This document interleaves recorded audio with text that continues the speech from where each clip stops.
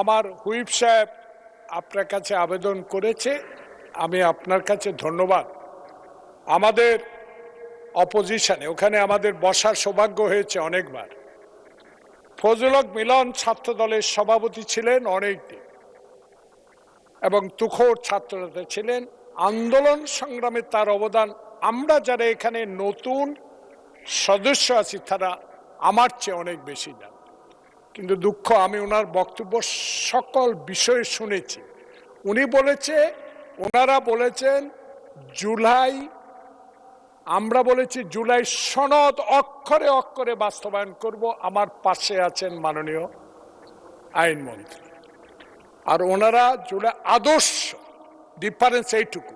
এখানে অসংসদীয় কোনো কথা ফজলুল হক মিলন এই থার্ড টাইম এই পার্লামেন্ট মেম্বার উনি বলেন না, দয়া করে এটা রেকর্ডে রাখার দরকার।